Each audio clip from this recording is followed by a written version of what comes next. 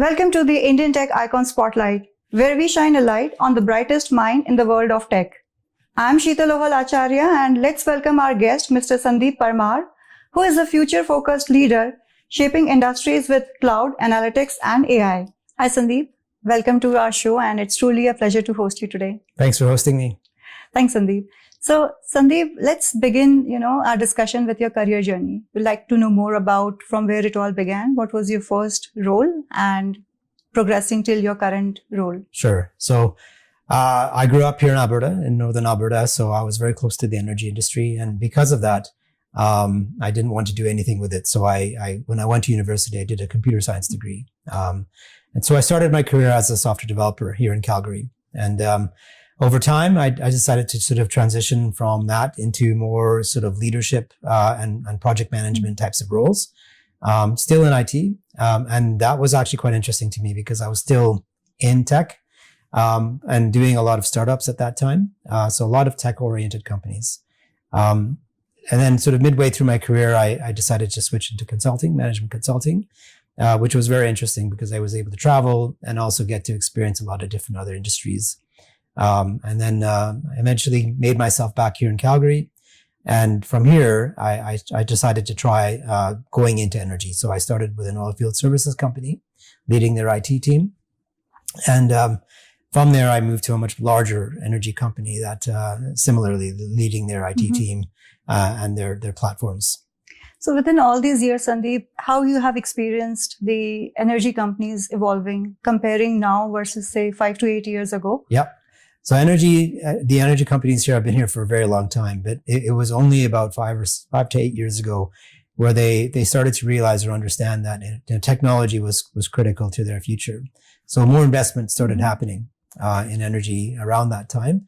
And that's really what kicked off the digital transformation journeys for a lot of the big companies in town. So it was very exciting because you were now getting more funding to start to modernize and start to experiment and explore and bring new technologies into, in many ways, very traditional organizations.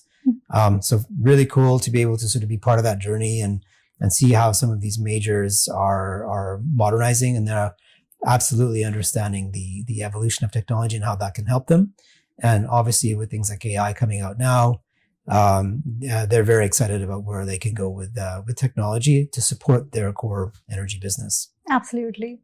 So, could you please tell us about your current role? What all are your day-to-day roles and responsibilities? Yeah. So, most recently, I lead the digital operations and platforms for a large organization. That basically means the foundational technology platforms, so cloud, data centers, networks, end user experiences with IT services, and then also connectivity in the industrial areas. So generally all the sort of foundational pieces that everything else lives on top of. So which side of AI or cloud excites you most, looking at the current trend? Yeah, well, currently, of course, AI is the most exciting thing I've seen in a long time. But it's interesting. I would say about 5 years ago, it was cloud. And so in my experience, in my journey as in my career, I've seen these major shifts happen. So cloud was the last biggest shift and it was a material shift. And AI is the next biggest shift. So, and I think this one is going to be the most transformative. And talking again about the AI in Calgary. So how do you see the overall tech landscape in Calgary, not just AI, overall the technology, how it is evolving, and how do you see the resources coming in and moving to Calgary, and how they are matching up with the current jobs here in Calgary? Yeah, it's a good question. I think two questions there. The first one is, how are we seeing things evolve and where are we seeing the excitement around AI? A lot of companies are kind of getting past the experiment phase. So in the last couple of years, they've seen the explosion of AI and they're experimenting in their companies in small pockets here and there. Now I think this year you'll see more of bigger bets being played on it. So now we're seeing, some really interesting use cases around AI that are more business focused. And they're saying this can really unlock a lot of value for an organization. So let's do this. So starting to realize some major ROI experiments instead of just small onesie twosies here and there. That's the first question. The second is around the skills. And yeah, I think, Calgary has been attracting a lot of people into the city. It's been really exciting to see. And a lot of the tech scene here is also growing quite rapidly as well. So very exciting to see more people come into the city. But we still have some work to do to train them and to skill them into some of these technologies. Yeah. Sandeep, you have been, dealing with all bigger clients. So what are the common challenges that you have experienced so far when convincing them about the solutions for AI or cloud? I think, energy in particular, in many ways, other parts of the energy business, mining or upstream or downstream, the refining and retail, they don't necessarily they're not focused on it. They're focused on their own businesses, right? They need to do what they need to do. So in trying to bring IT to the table and let them know how we can help them requires a lot of conversations and engagement. So that's taken some time. Otherwise, they would just be like, IT just gives me a computer. And it's not that anymore. Now they are understanding and getting a better sense of how these technologies can help them in their own business. So more of that sort of domain aware capabilities that I think a lot of companies are starting to now realize, and you're building more excitement in orgs. Yeah, and the agentic AI is a new buzzword again these days.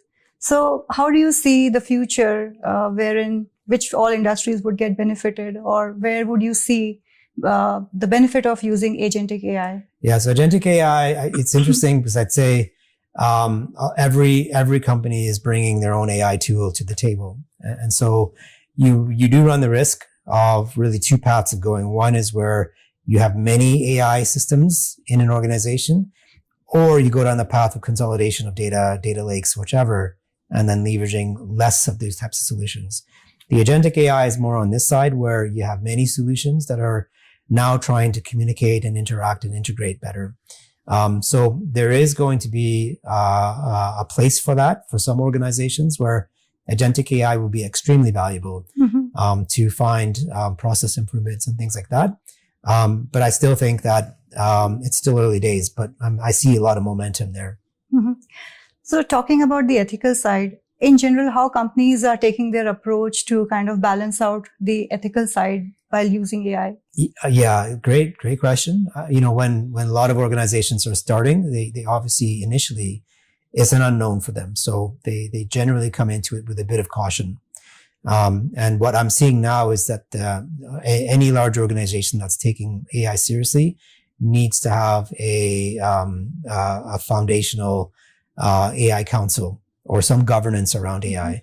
So having some clear statements within an organization about what it means to be AI, what's going to work and what's not, and what's acceptable and what's not, it requires collaboration across the org with the risk teams, HR, with legal, of course, and IT. So you need to build a bit of a council that provides the overall governance and guidance to an organization to move forward with that pace with any AI. Yeah, thanks for sharing that insight with us.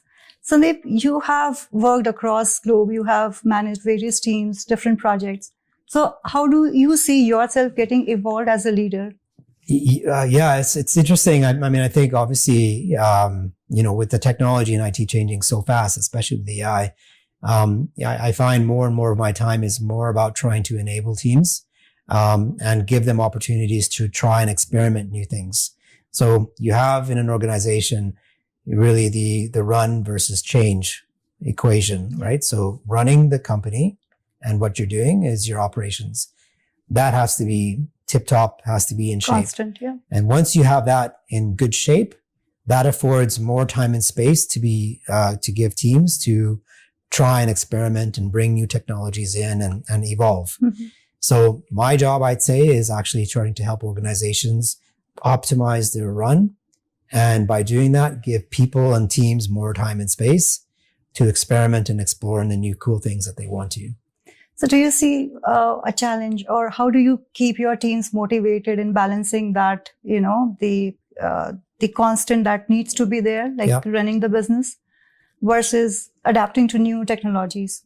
I would always say that, at first you need to get your hands around the current work, your run of the business, and make sure that that is optimized. So, a lot of companies are really focusing it on, modernization, and digital transformation. That's where that lives, is taking where you are and taking it to the next level of modern. So many organizations, you have where you are and where you want to be in terms of a technical platform. Mm-hmm. That gap is technical debt. And so to get through that is really the drive and push. And most teams want to get there. They want to be modern. So how do you help teams get there with better platforms and better roadmaps and more simplicity and focus is a real key skill set that's required. Absolutely. Now, if you have to build a team for any of your high-stake projects, what are the core qualities you look for in your team members? Like, obviously, the technical skill sets are the much needed ones. Mm-hmm. Yep. But other than that? So I think what I'm looking for in people is the genuine sort of the curiosity to learn. You have to have that curiosity to say, I think this is interesting. I want to learn more and grow and develop. I think that is critical in any individual that's looking to move on and grow and develop, is have that innate ability to be curious about what's there. So especially in this industry, you have to have that to be successful. So that's number one for me. And two, the ability to learn, right? The capability of trying and learning new things and not being afraid to have few missteps here and there. And as leaders, it's important to be able to provide a safe place to do that. Now, Sandeep, given the competing priorities in any project, what's your approach on the time management? Yeah, it's an interesting one. I think, I think for a lot of organizations, especially IT, the hardest thing is to be able to give teams clear priorities and focus. So what we would call the digital portfolio is essential. Knowing all of the things that the organization is being hit with in terms of demand, and centralizing that and prioritizing that, and being very clear and crisp with your organization about what is the purpose, what are your goals for this year, and what are your projects that you need to be doing. Anything else that's not on that list, you probably shouldn't be doing. So in many ways, it's about giving people the information to be able to say and make a judgment to say, this is important and this is not. Mm-hmm. And that's a great insight. Sandeep, now let's talk a bit about the emerging leaders in tech. So if you have to give one piece of advice to any emerging leader, especially in the area of technology, what that advice would be? Emerging leaders, I think, so new leaders often run the risk of feeling that they have got to this level as a new leader or manager based on what they've done. And I would actually say that you've got to be careful of, don't continue to do what you used to as an individual contributor as a leader, because that's a bad formula. Instead, why you became a manager or leader is because you've demonstrated excellence in your individual career. Now you're leading the team. It requires different skill sets. And so be mindful that what got you to being a leader doesn't mean that you have to continue doing that. So changing your view of actually now enabling others and letting go of some of the technology decisions, because now you've got a team for that. So talking about leadership, what are the few core leadership qualities, according to you, that a leader must have? Yeah, I think being genuine and being honest and being frank are critical. You have to be able to instill in an organization trust with a leader to say, or an open door scenario where they feel comfortable talking to you and removing the hierarchy. That's incredible. That's incredibly important. And as a leader specifically, I would say that for me, there's three things that you have to provide employees and teams: purpose, and autonomy, and mastery. Give teams purpose. What are they doing and why are they doing it? Autonomy, give them the freedom and the empowerment to go off and do those things. And mastery, give them the ability to become a master at something, new skill or whichever. If you have those three ingredients, you will then have a motivated employee. Wonderful. Sandeep, let's talk a bit about the young talent in Calgary, especially the young tech talent who are looking out for jobs. Most of those talents, they have done some kind of certification, and these days AI is booming. So it's like basically AI, cloud and all. But still there is, dearth of jobs for them. So is there any advice that you could share for them so that, they can get into a tech career and, probably something that could help them? Yeah. Yeah. I mean, it's incredibly difficult sometimes. In Western Canada and particularly in Calgary, what's extremely important is your network. So I'll start with building a network. So as much as you're putting resumes out or whichever else, that's important, of course, but also invest time and effort to get engaged with the community, IT community in town. Go to networking events, meet people as best you can, and start to make connections, because through those, that network is obviously where a lot of other opportunities that may not necessarily be published are. But then also, don't give up hope, right? I think the biggest thing that I've found is that sometimes what you see on LinkedIn is the tip of the iceberg of success. Yeah. It's the curated version of what people want, people to see. What many people don't understand or see is that for a lot of successful people is the 98% of the disappointments and the struggle and the challenge. So when you don't get discouraged, if you have those things, you always have to just keep on pushing forward and being positive and continuing to drive towards your goals. That's a wonderful piece of advice. Thank you for sharing that with us. Now, Sandeep, we talked about technology. We talked about your career journey, your leadership style. Now, let's get back to your early days and talk a bit about your hometown, where you were born and where your, roots in India are from. Yeah. So I'm Gujarati. So I'm from Gujarat. So that's my background is there, but I was not born there. I was actually born in England, in the UK. Very early days I was there. And then, our immigration story to Canada, was the energy industry. So my family, my parents and myself and my brother, we moved to Fort McMurray in 1981. So a long, long time ago. So I effectively grew up here. But my history is the UK, and my background is from India. Sandeep, we talked about your career progression. We talked about technology, about people, tech in Calgary. So thanks for sharing all that wonderful insight with us. Now, let's rewind a little bit and let's talk a bit about your hometown, your early days, where you were born, and where in India your roots are from. Sure. So my family's originally from Gujarat in India, but I was not born there. I was born in England. But very early, when I was very young, my family immigrated to Canada, and that was in 1981. So I effectively grew up here. So that's my story. But being in Canada, obviously we would go back to India and in England quite a bit to visit family. But it's strange. I feel more Canadian these days because I most of my life has been here. Yeah. So you spend most of your time or growing up in Calgary. So how do you see Calgary transform since then? You must have seen a lot of, changes here. It's been a lot of change in Calgary. It's been amazing to see in the last 25 years how this city has changed and evolved. Biggest thing for me is that it's absolutely grown and evolved, and it's been a welcome place for a lot of people to come. And so we're seeing more people immigrate to Calgary, and that's been great to see. It changes the dynamic of the city. Obviously the food's a lot better nowadays. Restaurants are good. So, it does feel really nice to see how Calgary's grown and developed and welcomed so many more people. Yeah. Thanks for sharing that with us, Sandeep. Now let's talk a bit about your family. Who all are the key anchors in your family? Yeah, for sure. So I'll start with my parents. Absolutely. If it weren't for them, I wouldn't be here, right? Obviously, and also not be here in Canada. And what's interesting is that they've always encouraged my growth and development.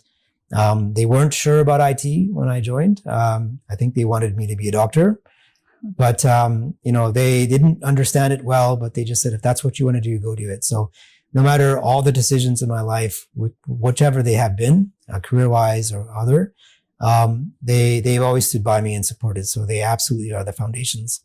Then obviously now my wife, so she has also supported me in all the decisions I make. And I always consult, right? So, those are the most important for me are those three. And then, I've got my brother as well that I always use as my support mechanism as well. So yeah, it's all about the family. So you mentioned your wife is also in IT. So given you both have a demanding role, so how do you balance out the kind of, bonding time that is needed for a family? I will say COVID helped when we were all home. It was really nice to be home. And I think that did change our lifestyle a fair bit, because even after COVID, my wife chose to find a role that was actually fully remote. So nice. she's home working remote. And I think affording that kind of flexibility to a family has been, very helpful for us and essential. So other than the office work other than the family time, is there anything that keeps you motivated, like any hobbies or interests that you pursue? Yeah, I think one of the reasons why I came to Calgary was also because of the outdoors and the proximity to the mountains. So I very much enjoy the outdoors. Hiking, I like to snowboard. So in the winter, there's something to do here. And it's great because I've got younger kids and I can now, introduce these things to them. And then I also like photography as well. So, tries to keep me busy. My wife will say I've got more hobbies than I need. Wonderful. Thank you so much for sharing all the insights, your personal journey, your professional journey with us, Sandeep. We're almost nearing the end of our wonderful discussion. At the end, we have a round called as the rapid fire round, where I'll be asking you some questions. Sure. And then I would be expecting some quick answers from you. Okay. Yeah. So are you ready? Okay. Okay. So your first question. One thing on your bucket list. Kilimanjaro. Mount Kilimanjaro. Okay. So you wanna... I'm going to climb it. Oh, wow. Good luck with that. Yep. Favorite movie? Oh, man. Star Wars. Okay. Favorite comfort food? Bhaji. Nice. You're still rooted. Yes. That's good to know. Yeah. Most inspiring person you have met? That I've met? I don't think it doesn't count. I've not met him, but Satya Nadella. Okay. Nice. What's your go-to soundtrack while building strategy decks? Oh, probably dance music. Okay. Yeah. Keeps me excited. That's good to know. Yeah.